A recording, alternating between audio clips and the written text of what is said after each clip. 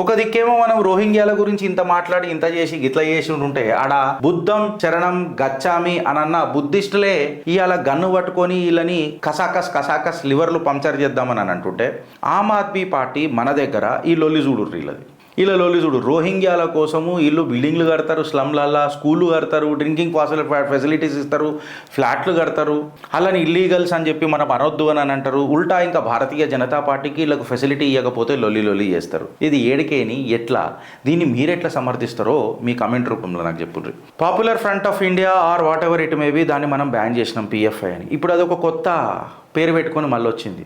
MEC 7 అని చెప్పి పేరు పెట్టుకొని వచ్చారు. ఈ MEC 7 అని పేరు పెట్టుకొని వచ్చిన ఈ తీవ్రవాద సంస్థ PFI దీనికి మద్దతుదారులు ఎవరు అని అంటే మళ్ళా హీన చరిత్ర కలిగిన కాంగ్రెస్ హీన చరిత్ర, CPIM, ఫార్మర్ CISF వీళ్ళందరూ కుమ్మక్కై ఈ PFIని పెంచి పోషిస్తున్నారు. ఇది ఏడుదాకా మీరు సమర్థిస్తారో ఒకసారి చెప్పురు. పేర్లు మార్చి మళ్ళా వీళ్ళు భీకరమైన ఏమంటారు భారత వ్యవస్థను హస్తగతం పట్టించనీకే మళ్ళీ పేర్లు మార్చుకొని మరీ వస్తున్నారు. దీనికి ఏదో ఒక రకంగా రాజ్యాంగంలో ఒక చెక్ పెట్టాలా. Though you have change the name of the organisation, now it is not the ban ఏదైతుందో నాకు తెలిసి నేను కేంద్ర సర్కార్కి ఒక సూచన ఏమి ఇస్తున్నానంటే ఇక మనుషుల మీద బ్యాన్ అనేది షురూ చేయాలి. బికాస్ ఈ మనుషుల ఆలోచన వల్లనే ఒక సంస్థ పుడుతుంది.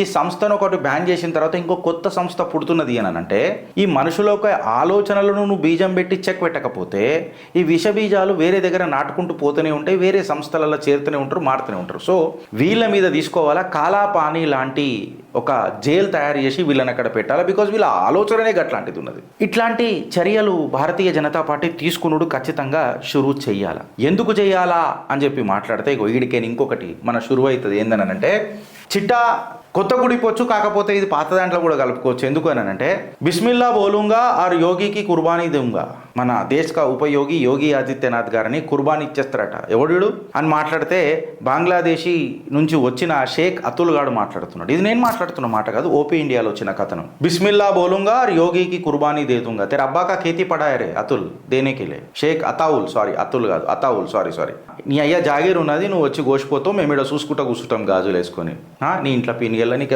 అసలు మాట్లాడడానికి చేత కదా అనుకున్నావరా హిందూరేటోడికి. ఈయన్ని పోలీసు వాళ్ళు అదుపులోకి తీసుకున్నారు. ఈయన దగ్గర ఒక పిస్టల్ దొరికింది, .315 బోర్ ఉన్న పిస్టల్ దొరికింది, లైవ్ కార్ట్రిడ్జెస్ దొరికినాయి, అబ్జెక్షనబుల్ డాక్యుమెంట్స్ దొరికినాయి, ఫొటోస్ దొరికినాయి, ఎక్సెట్రా ఇవన్నీ దొరికినాయి. ముస్లిం వర్కర్స్ అక్కడక్కడ ఎవరైతే ఉన్నారో వాళ్ళందరూ ఏమంటారనంటే మేము ఎప్పుడు కాంగ్రెస్నే ప్రిఫర్ చేస్తాము, భారతీయ జనతా పార్టీని ప్రిఫర్ చేయము, ఇంకా మేము ఆమ్ ఆద్మీ పార్టీ కంటే ఎక్కువ భారతీయ జనతా పార్టీ కంటే అసలు భారతీయ జనతా పార్టీ మా దృష్టిలోనే ఉండదు, ఆమ్ ఆద్మీ పార్టీ కంటే ఎక్కువ మేము కాంగ్రెస్కి సపోర్ట్ చేస్తాము అని చెప్పి మాట్లాడతారు. రాహుల్ గాంధీ వాళ్ళకు మంచి లీడర్ లెక్క కనబడతారట. ఎవరికి? ముస్లింలకు.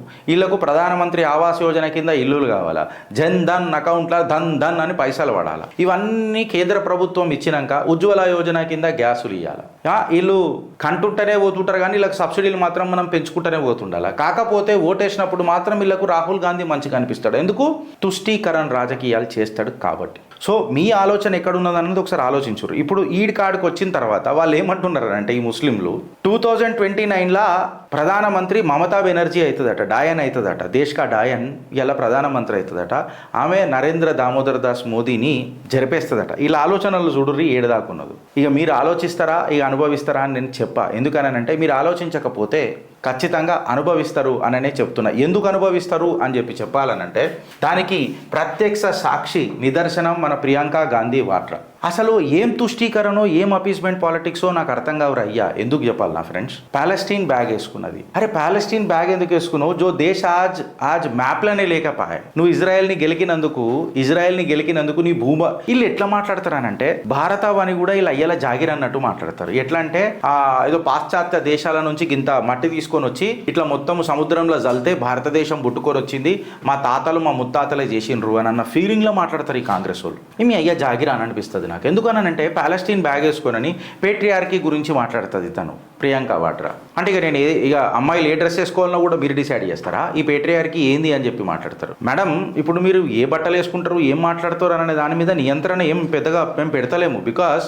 మీ DNA ఏందో మాకు అర్థమైపోయింది. చాణక్యుడు అన్న మాటలు ఇలా మీరు అబ్సల్యూట్గా నిజం చేసిర్రు. ఒక పాశ్చాత్య మహిళకు పుట్టిన పిల్లలు స్వదేశాన్ని ఏ రకంగా ప్రేమిస్తారు అని చెప్పి ఆనాడు చాణక్యుడు మాట్లాడిన మాటలు ఇయాల నిజాలు చేసిర్రు ఈ కుటుంబాలు. రాజకీయ కుటుంబాలు. ఇక నేను ఏ రాజకీయ కుటుంబాల గురించి మాట్లాడుతున్నాను అన్నది మీరు అర్థం చేసుకోండి. Maybe perhaps both are not same. ఏదైతే దేశం ఇప్పుడు ఎగ్జిస్టే లేదు పాలెస్టీన్ అని, ఈ పాలెస్టీన్ బ్యాగ్ వేసుకొని నేను వాళ్ళకు మద్దతు తెలుపుతానని అంటది. ఎందుకు మద్దతు తెలుపుతారనండి? నేను మిమ్మల్ని ఒక మాట అడుగుతున్నా, ప్రియాంక వాడ్రాజీ, మిమ్మల్ని ఒక మాట అడుగుతున్నా నేను. ఈ పాపులారిటీ కోసము, ఫేక్ యాక్టివిజం కోసం ఎన్ని రోజులు బతుకుతుంది కాంగ్రెస్ అని చెప్పి నేను నిలదీస్తున్నాను. ఈ ముచ్చట నేను ఎందుకు అడుగుతున్నానంటే, ఈ ఫెమినిజం, యాక్టివిజం, ఈ స్పెసిఫిక్ గ్రూప్ ఆఫ్ విక్టిమ్స్ని టార్గెట్ చేసి పాపులారిటీ పొందుడు, డిపెండింగ్ అపాన్ ది రిలీజన్, ఆ రిలీజన్ చుట్టే పాలిటిక్స్ చేసుడు, అపీస్మెంట్, తుష్టీకరణ, ముస్లిం లీగ్ అజెండాని ముంగటికి తీసుకుపోవుడు, షరియా లాని ప్రమోట్ చేస్తా అని చెప్పుడు, హిందువులకు ఎల్లప్పుడూ ద్రోహం చేసుడు, ఏడుదాకా ఎన్ని రోజులు అదే మేము మాట్లాడతానేమో మతతత్వం, మళ్ళీ మీరు పాలెస్టీన్ అని పెట్టుకొని పోతే మాత్రం అది సెక్యులర్ వాదం ఏ రకంగా అవుతుంది అని చెప్పి నేను ప్రియాంక వాడ్రా అని అడుగుతున్నాను. మీరు మాట్లాడే మాటలలో ఒక్క దగ్గర నన్ను ఏమన్నా కనిపించిందా?